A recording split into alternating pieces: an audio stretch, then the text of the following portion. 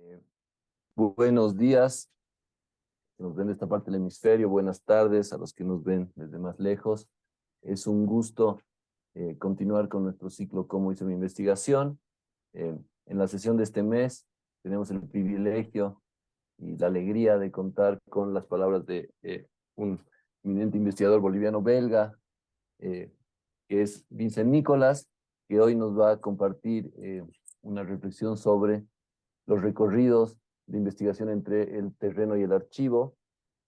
Y antes de empezar, quiero ceder la palabra a Raúl España, director del Instituto de Investigaciones Sociológicas, que va a inaugurar nuestra conferencia de hoy. Estimado Raúl, tienes la palabra. Muchas gracias, Mario. Muy buenos días en Bolivia, buenas tardes en Bélgica. Me es grato darles la bienvenida a esta tercera sesión del ciclo Cómo hice mi investigación, experiencias concretas en la investigación social.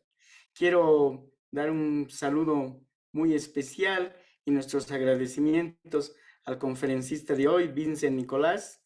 Un saludo cordial a Mario, docente investigador de la carrera de Sociología y promotor de esta iniciativa que conjuntamente el Instituto de Investigaciones Sociológicas venimos desarrollando hace ya casi 6 años. También un saludo especial al equipo del IRIS, quien hace posible la transmisión de este evento. Esta iniciativa se enmarca en las acciones que ha venido desarrollando el Instituto para apoyar la formación como investigadores de los estudiantes de la carrera de Sociología que se encuentran elaborando sus perfiles de tesis, así como sus tesis.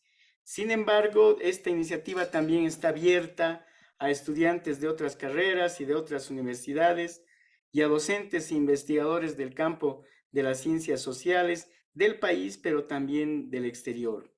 El propósito subyacente del ciclo es poner un granito de arena para coadyuvar en la superación de las dificultades que tienen los y las estudiantes para delimitar el objeto de investigación, para interrogar la realidad en términos de orientar el curso de sus investigaciones, para articular la teoría con la recolección de la evidencia empírica. Desde esa perspectiva, el ciclo Cómo hice mi investigación constituye un espacio de diálogo académico para que estudiantes y docentes conozcan los procesos vinculados a metodologías y herramientas teóricas a partir de investigaciones concretas. En este marco, el ciclo de conferencias Cómo hice mi investigación está diseñado con la intención de exponer a estudiantes, docentes e investigadores el trabajo investigativo realizado por los conferencistas. No a partir de las clases y tediosas recetas de los cursos de metodología, sino a partir de las vicisitudes y los vericuetos por los que los investigadores transitan en su estrategia de investigación, seleccionan sus herramientas de estudio para determinar sus objetos de investigaciones, para determinar los procesos metodológicos, para la realización del trabajo de campo, para procesar, sistematizar y analizar la información. El ciclo también se orienta a desmitificar el trabajo de investigación como algo que solo pueden realizar los iniciados e incentivar a desarrollar el trabajo investigativo a los jóvenes estudiantes y futuros investigadores, con la seguridad de que esta actividad es un vehículo para difundir y promocionar la actividad investigativa y un importante apoyo para la formación de jóvenes investigadores. A nombre del Instituto de Investigaciones Sociológicas, les reitero la bienvenida a este espacio. Muchas gracias. Muchas gracias, Raúl. Voy a proceder ahora a presentar a nuestro conferencista y a su conferencia.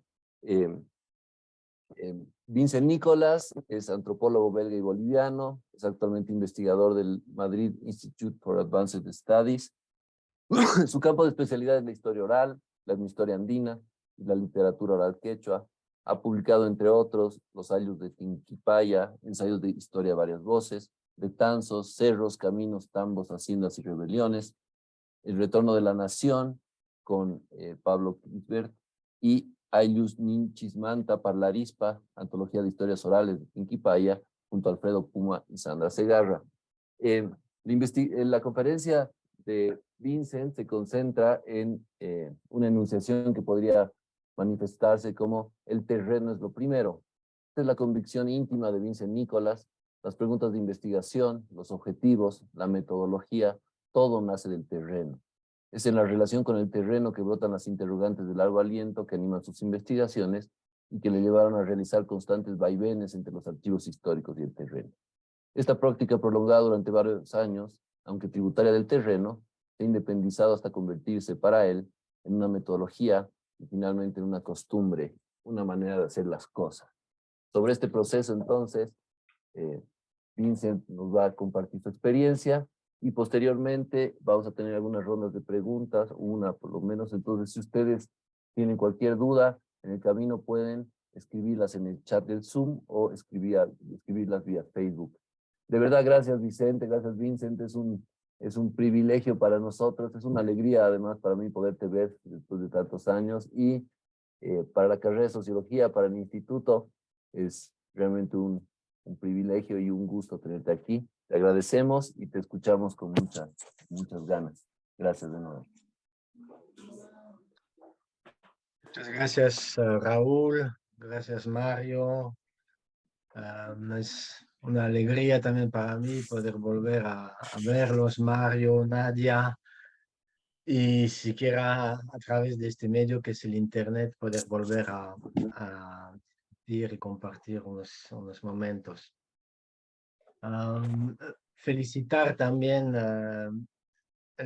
felicitarles por esta oportunidad y por este ciclo de conferencias. Me parece una manera muy interesante de enfocar el tema metodológico, vamos a decir, de la investigación, viéndolo de manera retrospectiva a través de experiencias concretas que a veces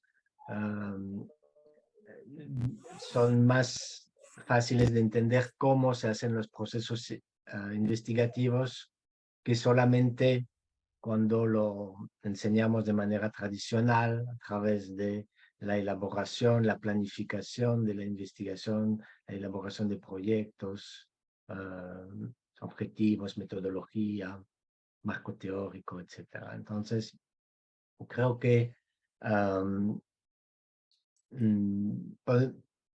yo también parto de esta conclusión que daba Marcel Granet, un sinólogo francés, que decía: el método es el camino después de haberlo recorrido. Es decir, que es muy difícil establecer una metodología de investigación de manera a priori, y es después, a veces de muchos años, que mirando hacia atrás podemos decir: esta fue la metodología utilizada, aunque de manera no siempre consciente y seguramente no siempre planificada, ¿no? Y en ese sentido, creo que lo que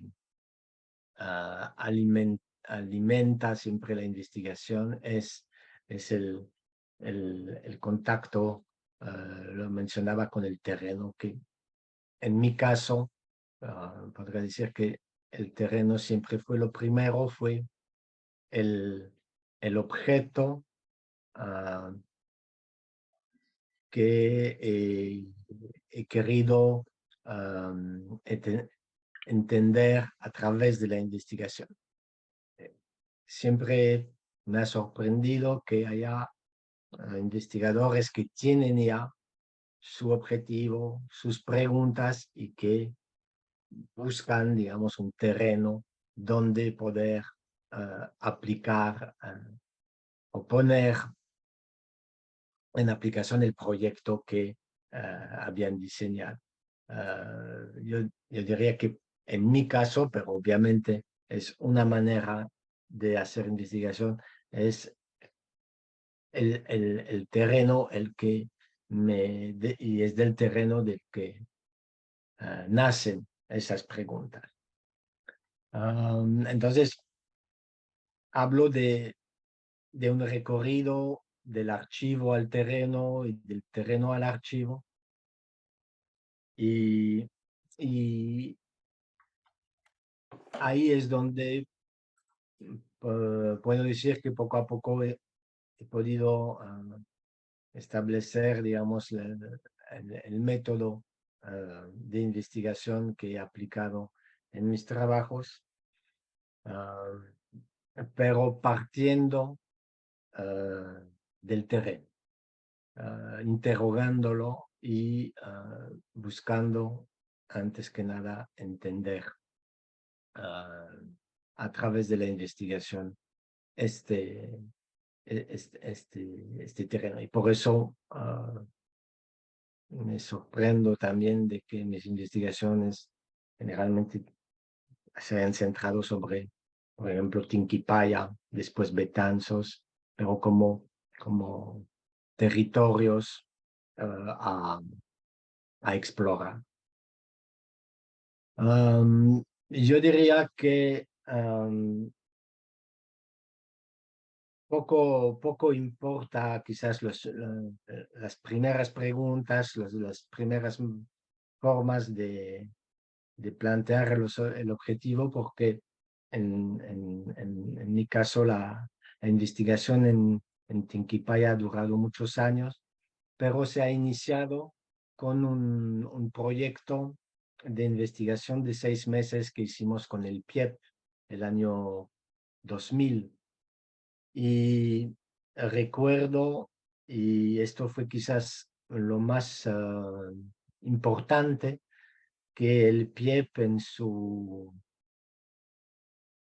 planificación y en la manera en la que nos pedían, en el formato del proyecto de investigación, cuando nos pedían planificar, había siempre una partida presupuestaria y un tiempo que debía ser dedicado a la devolución de resultados, a la socialización de los resultados de la investigación, que era, podemos decir, también parte de la preocupación del PIE por hacer investigación estratégica con un impacto en la sociedad.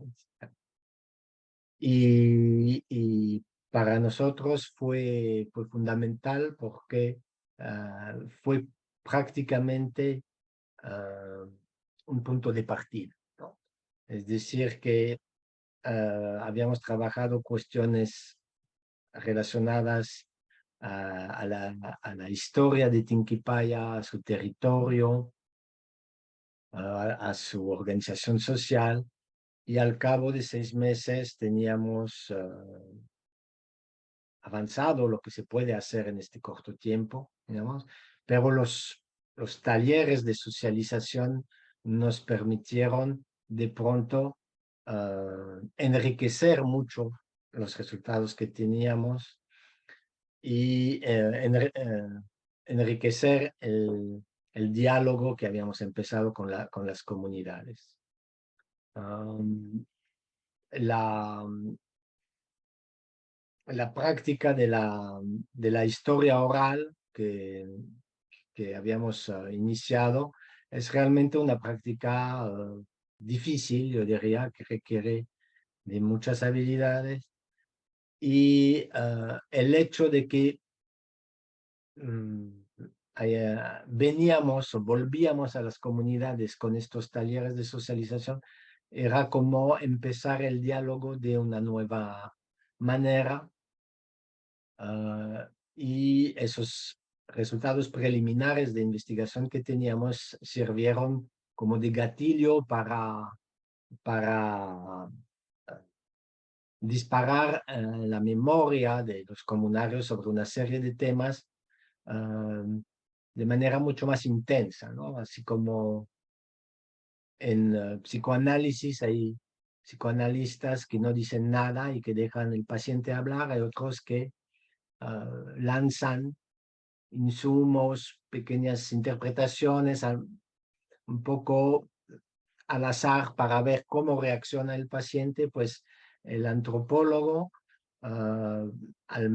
si tiene más preguntas y más un bagaje mayor, va a poder efectivamente suscitar reacciones más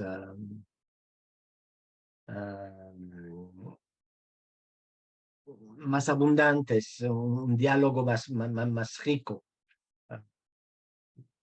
Y lo mencionaba muchas veces,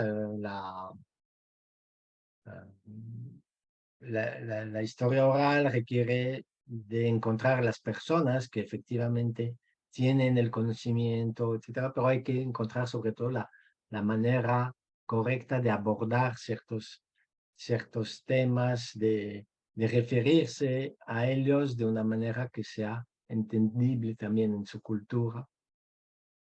Y los talleres de socializaciones nos ayudaron en eso. Entonces, el resultado de estos talleres que desarrollamos mucho más allá de lo que el PIEP nos había pedido que hagamos, digamos, porque se volvió una afición y una cosa de la que nos habíamos dado cuenta de la riqueza que tenía, ha permitido reunir una serie de historias orales que, lo ha mencionado Mario, se han publicado después en la antología de historias orales de Tinky Pie.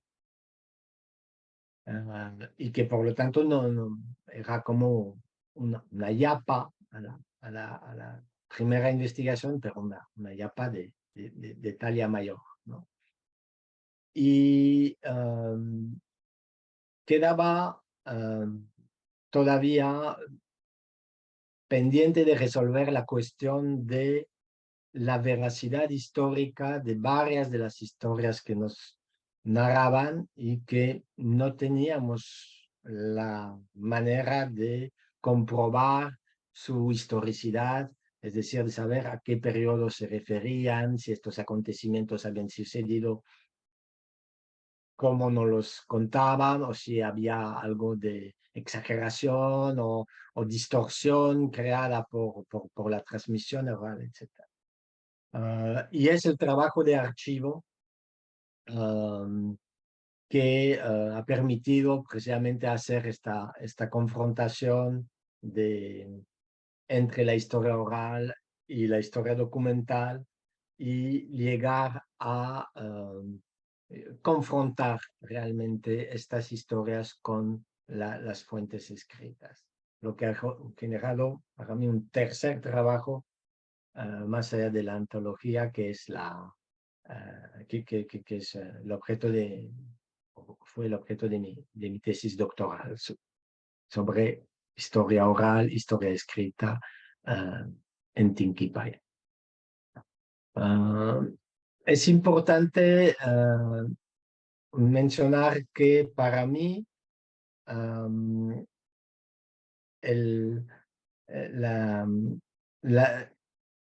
esos relatos son lo que me incitó a ir a los archivos y a buscar con confirmación de aquello que me contaba, ¿no? Y una vez encontradas ciertos elementos en los archivos, era posible nuevamente retornar al terreno o nuevamente discutir esas fuentes que había encontrado y ver qué es lo que se podía también averiguar en ese intercambio entre fuentes escritas y memoria oral. Yo diría que lo que aprendí también en ese transcurso es que los documentos coloniales documentos históricos en general pueden leerse efectivamente desde el archivo, desde la biblioteca, y conocemos trabajos de etnohistoria que se han hecho sobre fuentes archivísticas exclusivamente, pero es completamente diferente cuando se lee ese mismo documento desde el terreno y conociendo los lugares, por ejemplo, a los que los documentos hacen referencia, conociendo los elementos conservados en la memoria colectiva sobre ciertos acontecimientos o lugares a los que hacen referencia esos documentos, y entonces es posible hacer una lectura completamente distinta, ¿no? Y con mayor anclaje en la realidad histórica, por supuesto, que si lo hubiéramos hecho únicamente desde el archivo. Y yo diría que es eso que menciono sobre el archivo histórico, es un poco, lo podríamos trasladar al marco teórico, es decir, que hay dos maneras de trabajarlo. Una manera es tener un dominio realmente una, de un periodo histórico, de un conocimiento, por ejemplo, sobre una temática, leer toda la bibliografía y a partir de ahí trabajar una investigación en un terreno determinado. Otra manera de hacer es dejar surgir las preguntas desde el terreno y ir a buscar en la bibliografía si hay elementos que nos ayudan a comprender, ¿no? Entonces, de pronto el marco teórico no es algo que se domina, sino algo que viene a apoyar un trabajo de investigación. Yo diría que después de varios años tenía bastante bien acomodado esta mecánica de trabajar con la gente, las historias orales, y de hacer la confrontación con documentos de archivos. Y yo diría que había establecido ahí como una manera de trabajar lo que es la etnohistoria andina a partir de esto. Lo simplifico porque hay una mayor diversidad de fuentes que solamente la memoria oral, los documentos escritos, está también la parte ritual, está también la toponimia, está también el paisaje. Sin embargo, o sea, esa metodología que se había construido de a poco en Tinquipaya, puedo decir que cuando quise replicarla en otra parte, he visto que tampoco se podía de manera tan inmediata. Por ejemplo, cuando yo he trabajado en Betanzos, que es otro municipio de Potosí, he constatado que particularmente en las comunidades de ex-hacienda, la memoria colectiva era mucho más corta que en una región de ayllus originarios como es la región de Tinquipaya. Entonces, en este caso, la memoria remontaba a lo que es el tiempo de la hacienda, el tiempo de los patrones, el tiempo de la reforma agraria y el tiempo posterior a la reforma agraria. Pero se sabía muy poco de una historia más remota, por ejemplo, el periodo anterior a la hacienda, o en este caso, como eran haciendas muy antiguas que remontan prácticamente a los inicios de la colonia, por lo menos un recuerdo que remontara a patrones muy o a situaciones muy antiguas de varios siglos. Y eso no fue el caso. Entonces teníamos una memoria mucho más corta. Pero al mismo tiempo teníamos una profusión de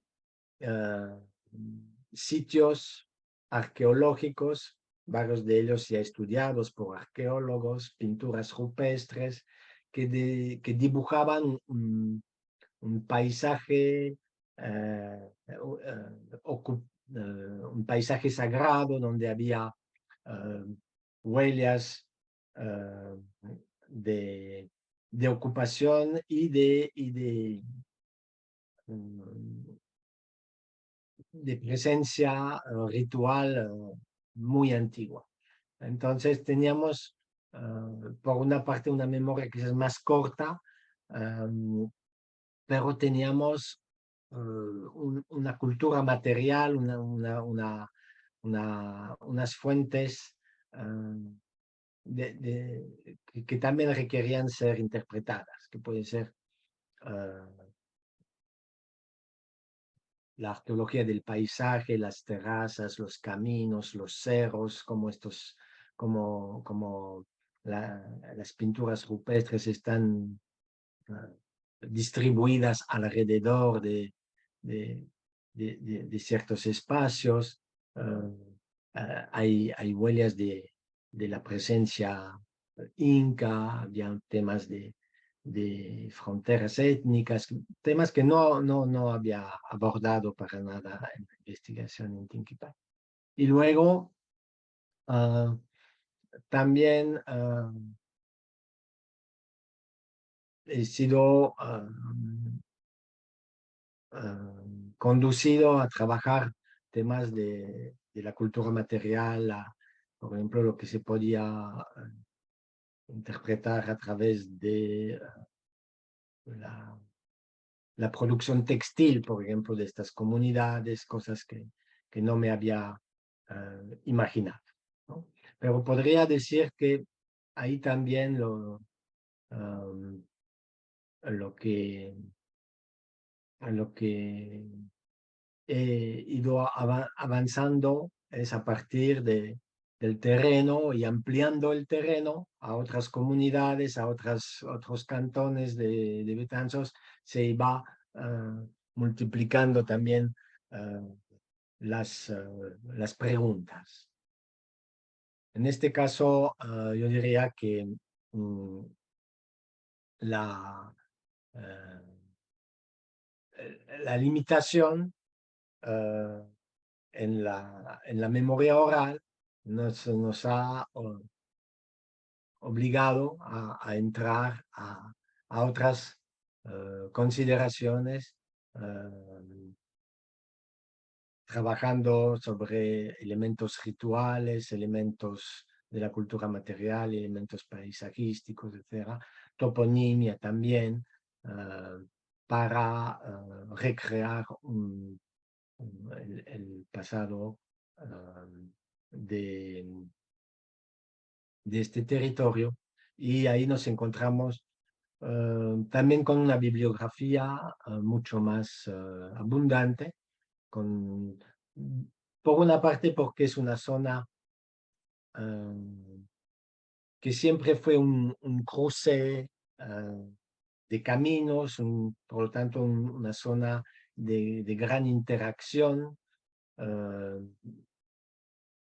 cultural y social, y por lo tanto había bibliografía sobre la arqueología del lugar, desde Dicky Barragraso, que ha trabajado las pinturas rupestres de la región, y toda la bibliografía siguiente, pero es por ese mismo, por esa misma razón, había ha sido un escenario de lucha importante durante la guerra de independencia, debido a que era precisamente un lugar de paso, un cruce de camino importante, por lo tanto un lugar estratégico que ocupar, y esto ha permitido vincular también la investigación con la historia de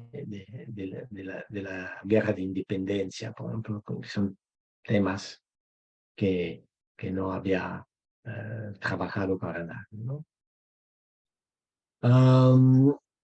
Entonces, la metodología, digamos, que he ido construyendo poco a poco, es aquella que parte del diálogo con la gente, de las historias orales, de lo que la gente puede contar sobre su pasado, para entablar un diálogo con las fuentes escritas y ver de qué manera se pueden cruzar esas fuentes, y a ese diálogo también, sobre ese diálogo, hacer intervenir otras fuentes más diversas que pueden ser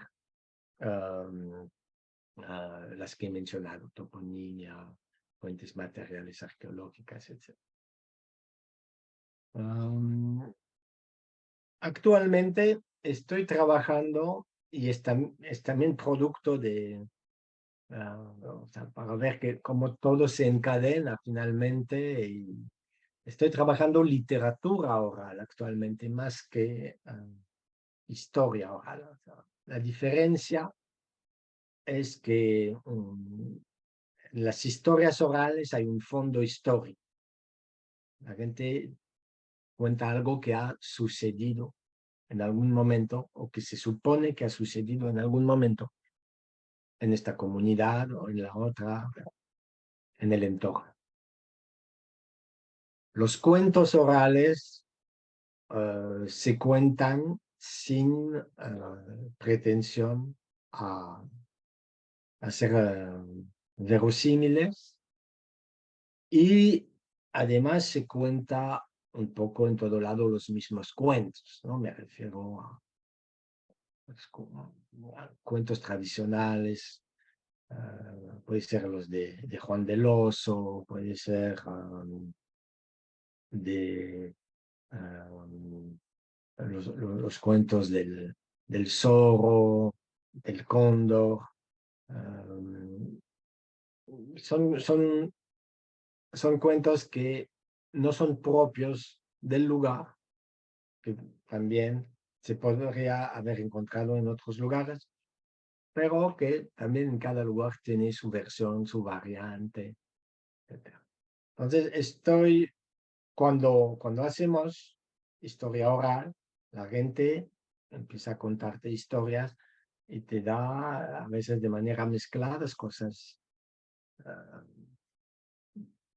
que tienen que ver con hechos históricos, y otras que son más cuentos literarios. Y no siempre es fácil distinguir una cosa de la otra, pero se puede. La cosa es que de pronto la metodología que había usado hasta el momento parecía no servir. Y ahí voy a mitigar un poco esta afirmación. Es decir, que cuando trabajamos sobre cuentos, trabajamos historias que no es posible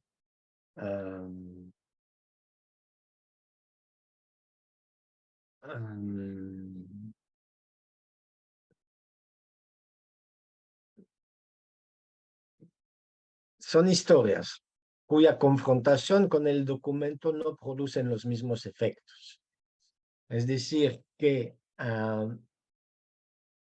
los cuentos que me fueron contados, en este caso en Tinquipaya, los encuentro en diferentes compilaciones de cuentos. En las compilaciones de los hermanos Grimm, en compilaciones hechas en la Argentina o en Colombia, en antologías de cuentos españoles. Entonces, vuelvo a encontrar las mismas historias en publicaciones del siglo XIX, del siglo XVII, del siglo XVI, algunas en Europa, otras más recientes en el continente americano, pero no por eso es posible establecer una relación directa entre el documento y el cuento, ¿no? Cuando uno te cuenta una historia sobre un hecho sucedido y que de pronto encuentras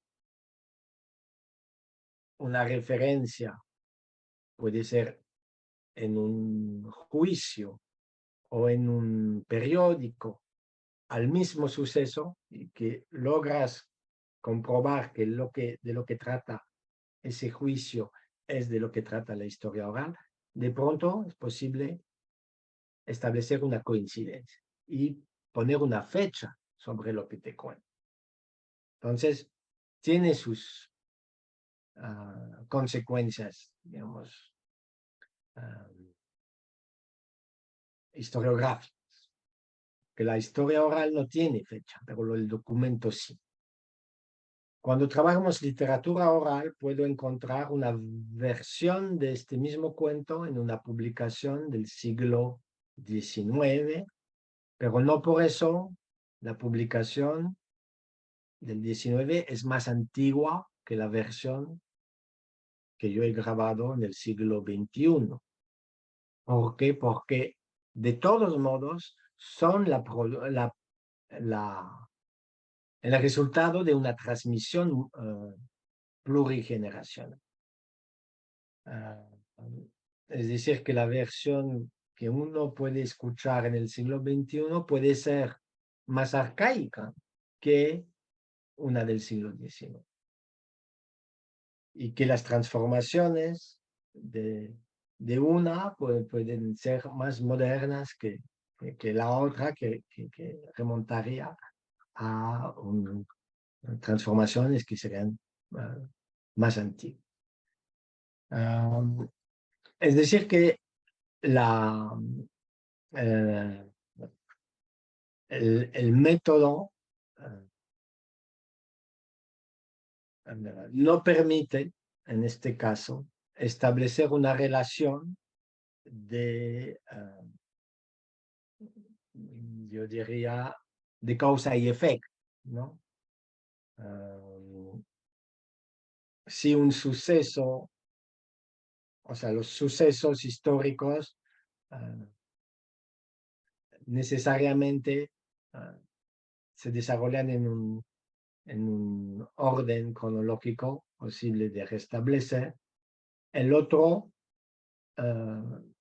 siempre hay una producción oral que no ha dejado huella, y el momento en que se recoge la huella y el lugar donde se recoge la huella no dice nada sobre el origen geográfico o la lejanía temporal, digamos, del material. Y esto es un poco desconcertante, pero a la vez me parece que el método no es completamente, el método no es totalmente inútil frente a los métodos, yo diría, clásicos de estudio de la literatura oral, ¿no? Tenemos los clásicos análisis morfológicos del cuento, traídos por la escuela de Vladimir Pro, los análisis tipológicos de los cuentos en la escuela histórico-geográfica sueca, de Arne y Thompson, todo eso. Pero lo que es posible tratar, y es lo que ya había planteado Carlo Ginzburg también, de acoplar el estudio morfológico a un estudio histórico. Es posible trabajar desde este método para reconstituir itinerarios que sí son históricos de difusión de los cuentos. Y eso es lo que intento trabajar en este momento, son estos circuitos de difusión, circuitos históricos de difusión de cuentos europeos que se transformaron en el contexto andino. Entonces, se puede decir que es una nueva puesta a prueba por una metodología que se ha construido un poco como se hace camino al andar en Tinquipaya, que he ido reformulando y reforzando, yo creo, en el trabajo que he hecho en Betanzos, y que ahora estoy, quizás porque uno no se puede deshacer de sus viejos hábitos, estoy aplicando a una materia a la que generalmente no se la aplica, que es al análisis de la literatura. Y me parece, pero de esto les podré comentar un poco más adelante cuando se tenga resultados, me parece que puede dar frutos igualmente. Bueno, yo lo dejo aquí y estoy a su disposición para más bien aclarar todas las preguntas, las dudas que tuviera. Muchas gracias, querido Vincent. Muy interesante la conferencia, sobre todo estos vínculos entre formas distintas como el terreno y el trabajo en archivo. Y ya tenemos algunas preguntas en Facebook, pero a mí me gusta siempre empezar con un aspecto que no se suele tocar mucho y que creo que es esencial, y además es uno de los problemas que enfrentan investigadores eh, de todo tipo, que es el tema de la escritura. ¿Sí? Por ejemplo, en tu último libro, en Banderas de Lucha, Banderas de Culto, Las Huipalas del Rey, además de la densidad de los datos, es muy interesante, hay todo un tono muy interesante en el texto, o si pensamos en el libro que escribieron junto a Pablo Kisbert, El Retorno de la Nación. Entonces, quería preguntarte cómo emprendes, cómo enfrentas tú la escritura, cómo llevas adelante ese proceso, porque es un proceso del cual no solemos hablar mucho, menos en los manuales de investigación, y sigue siendo una de las cuestiones centrales para la manera de presentar nuestros datos. Entonces, antes de entrar en las rondas de preguntas, quería hacerte esta pregunta sobre la escritura. Ya. Sí, son dos libros, pero que se han escrito de manera muy diferente, ¿no? El Pachacuti era un ejercicio a cuatro manos con Pablo, entonces trabajábamos él ciertos capítulos, yo otros, y luego los intercambiábamos, y había todo un trabajo de escritura, de reescritura, de mucha discusión, porque en el momento en los que estábamos escribiendo eso, eran temas candentes, podemos decir, en ese momento. Entonces, había mucha discusión, podíamos discutir 2 horas para saber si manteníamos o sacábamos una palabra, ¿no? Que sí, que no, o sea, entonces eran debates prácticamente interminables, ¿no? Pero eh, es lo rico de la escritura así entre dos, es que realmente sale mucho en las discusiones y de los desacuerdos que tenemos, porque nos obliga a fundamentar mucho más. Yo recuerdo que trabajábamos horas en la computadora y en el momento de ir a almorzar era el momento donde discutíamos muchísimo de lo que habíamos avanzado y entonces el trabajo de la tarde era otra vez, pero enriquecido de todo lo que habíamos hablado en el almuerzo y luego lo mismo en la cena y cada vez después de ir al archivo, etcétera. Entonces fue un trabajo de mucha interacción. Ah, en las banderas, la verdad fue una experiencia de escritura diferente también de todo lo que había hecho antes. Mm, en el sentido que no he sentido la necesidad, creo que es por primera vez, ah, devorarme a mí mismo. Es decir, que es un poco un relato escrito a la primera persona. Y porque tenía la convicción de que estaba dando, al final, no la verdad sobre la Huipala, sino una mirada personal desde un recorrido específico y quería situar muy bien, digamos, desde dónde interrogaba las huipalas, desde las fiestas religiosas a las que había participado, las banderas que había visto, que no pretendía conocerla muy bien, porque a veces en las fiestas, como menciono, hay una bandera que la ves una vez y después no aparece nunca más en los años siguientes que vas a la fiesta, etc. Y entonces, de pronto, es un tema que durante mucho tiempo no había querido escribir porque consideraba que me faltaba demasiados datos y en un momento he dicho, voy a escribir, pero más bien haciendo que uh, esta falta de datos no sea un problema, sino más bien explicando de dónde viene cada pedazo de información que tenía sobre la cuestión y por lo tanto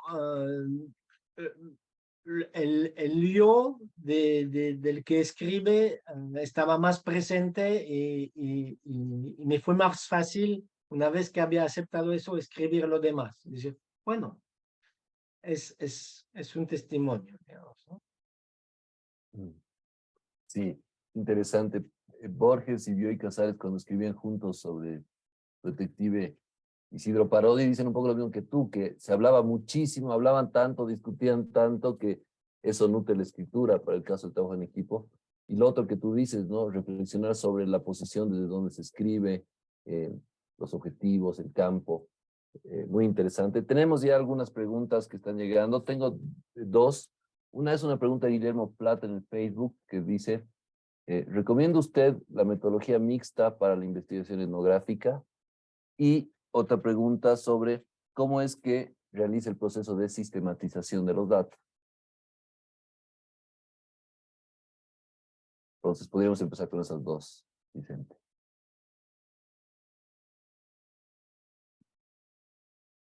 Bueno, no sé qué hay que entender por metodología mixta. Sí, Yo lo que he mencionado es un mix de fuentes, ¿no?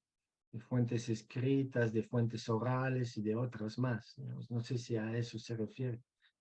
sí, yo creo que sí. Va al trabajo de, en este caso, cómo trabajar con fuentes, que es lo que has expresado, ¿no? Cómo trabajar con Sí, fuentes, en este caso, mixtas. sí. Bueno, en este caso, yo lo que lo que hacíamos, porque el trabajo de terreno lo hemos hecho entre varios, es grabar las entrevistas, transcribirlas, traducirlas, que esto ya te toma un montón de tiempo. y a partir de ahí hacer un análisis de lo que está dicho para ver si hay indicios ya. Yo de la experiencia que tengo es que lo más difícil era saber a qué tiempo se refieren las entrevistas. Y entonces, ahora con un poco más de pericia, me doy cuenta que había más indicios de lo que me imaginaba. Pero quizás también es la mirada retrospectiva que me hace decir, claro, era lógico, pero en ese momento, una vez que No. tienes la respuesta, es lógico, digamos, encontrarlo, pero después era bastante difícil. Y luego el trabajo de archivo es, yo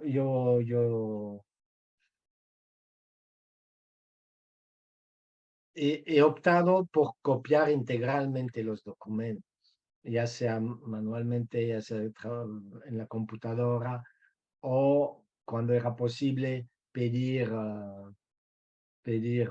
fotocopias, copias digitales de los expedientes, pero aunque tengas la copia, igual retranscribir todo, todo, porque, y eso no es todavía sistematización, pero la cantidad de hay un trabajo de la imaginación cuando transcribes documentos. Tienes un documento viejo, un papel antiguo, una tinta antigua.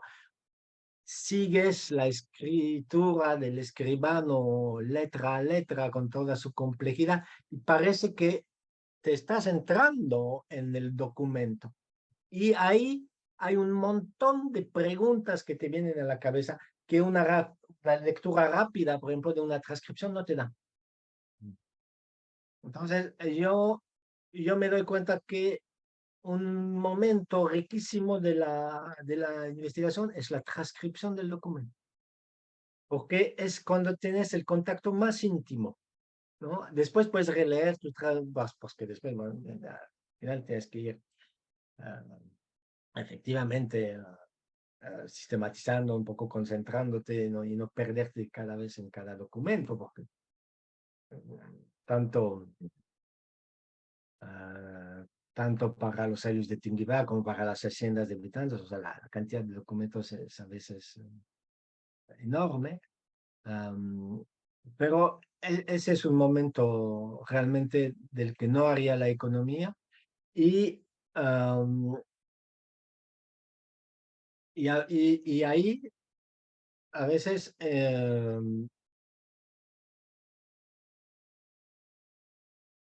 la, como siempre, hay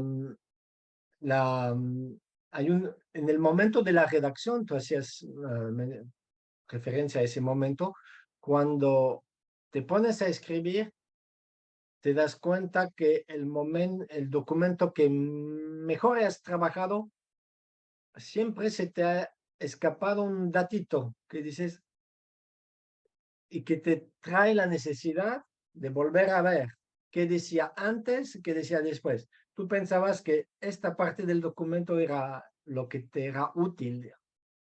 Y en el momento de la redacción, sí, pero entonces, si no tienes una transcripción completa o si no tienes una digitalización completa del documento, en algún momento siempre te vas a arrepentir de no tener.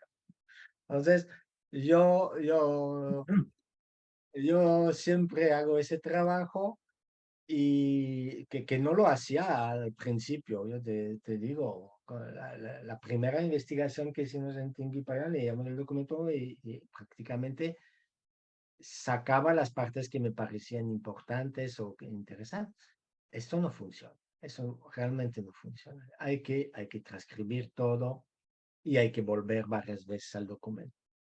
Y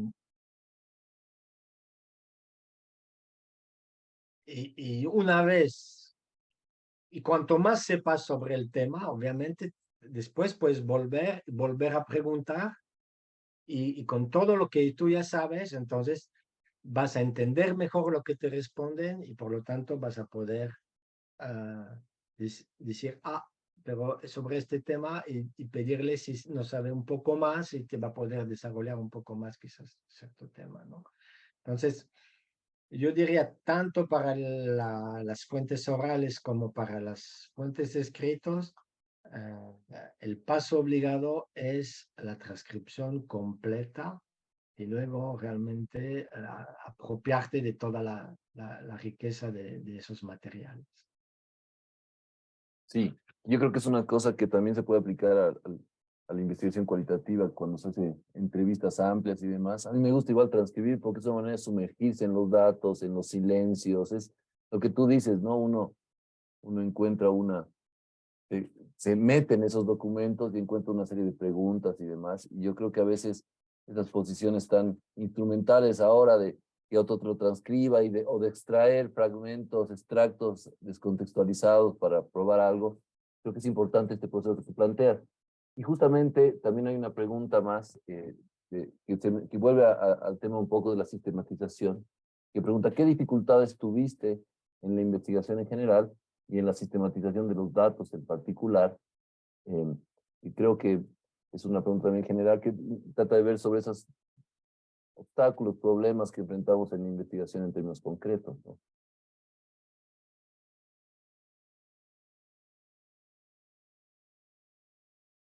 Entonces la pregunta un poco va hacia ahí. ¿Qué dificultades tuviste en la investigación en general y en la sistematización de datos en particular? Esa es la pregunta que nos comparten.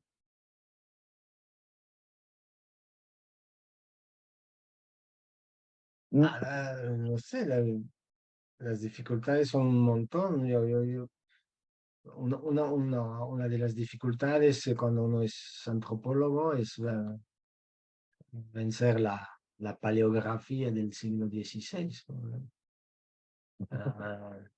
Una dificultad cuando uno es antropólogo belga es el quechua de Tinquipaya. O sea, eso también es un trabajo llegar a entenderlo y una cosa es llegar a entenderlo de manera suficientemente fina y rápida para en el momento preciso responder y hacer la pregunta adecuada, etc. Entonces, o sea, dificultades no faltan, o sea, Pero se enfrenta todo el tiempo. y después como organizar la información también. Y yo diría que ahora lo que más me cuesta, pero quizás yo creo que más joven no tenía esa dificultad, es tener toda la información en la cabeza al mismo tiempo, ¿no?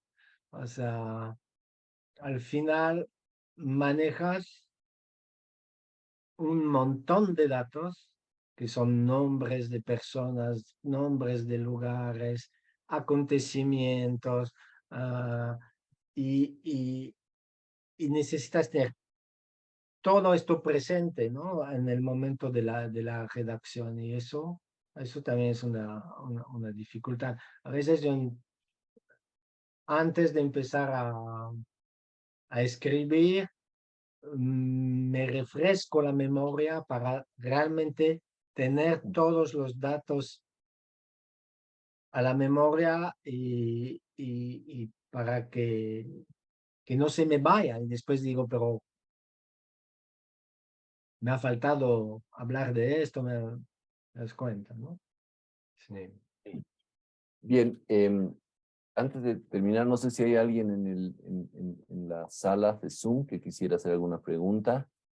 Tienen la posibilidad de habilitar sus micrófonos en su cámara.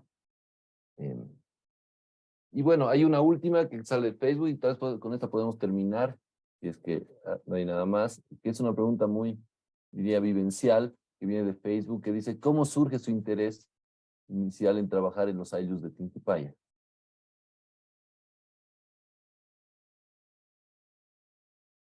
Sí, es lo que mencionaba, es que cuando decía para mí el terreno es primero, es que yo ya trabajaba en Tinquipaya antes de hacer investigación. Estaba trabajando en una ONG, ATEC, en Tinquipaya, en temas de formación y es porque trabajábamos en este contexto y porque como técnicos nos hacíamos muchísimas preguntas sobre cuál era la manera adecuada de trabajar, de intervenir en esas comunidades, porque estábamos convencidos de la necesidad de entender más la complejidad del mundo en el que trabajábamos, que nos planteamos el proyecto de investigación en Tinquipaya. Pero como decía, el terreno fue primero y después el interés de investigar sobre el terreno. Y en el caso de Betanzos, yo creo que son más, como ha empezado esto, son amistades, relación, amistades que había creado con algunas personas que conocí a través del Consejo de Aylus de Potosí. Y luego también he trabajado en la zona de Potobamba con ACLO, cuando trabajaba para Radio ACLO. Y ahí después me interesé por hacer historia oral en estas comunidades. O sea, siempre hay encuentros y relaciones interpersonales primero, que la idea de ir indagando un poco más. Y ahí el pretexto, y después enganchado con un montón de otras preguntas, pero el pretexto inicial era hacer rescatar la memoria oral de la reforma agraria. Era el 2013, estábamos a 60 años de la reforma agraria, ahora ya estamos a 70 años, o sea que realmente ya es historia y por lo tanto había urgencia de recuperar la memoria de aquellos que fueron testigos y actores de la reforma agraria en estas comunidades. Bueno, Vincent, ha sido una jornada muy interesante. Te agradezco de corazón y agradecemos a todas las personas que nos han escuchado, que te han escuchado. Esperemos pronto, hermano, tenerte por aquí. Nos haces falta en Bolivia. Queremos que sigas sumando tu conocimiento para todos nosotros. Y realmente ha sido, aunque sea un lujo, verte virtualmente, hermano. Y esperamos verte físicamente pronto. Un saludo a todas, a todos. Recordarles que el próximo mes, el jueves 26 de octubre, nos acompaña Zulema Lem, que nos va a compartir sus investigaciones, sus experiencias de investigación en los llanos de Mojos. Y eso, gracias de nuevo, querido Vincent. Saludos a todos. Gracias, Raúl. Muchas gracias a ustedes. Y nos vemos pronto. Gracias por todo. Gracias, Chao, chao. Gracias, Raúl. Gracias, Un Nadia. abrazo. Un abrazo. Un abrazo. Chao, chao. Luego, Chao, ya chao. nos veremos. Chao, chao.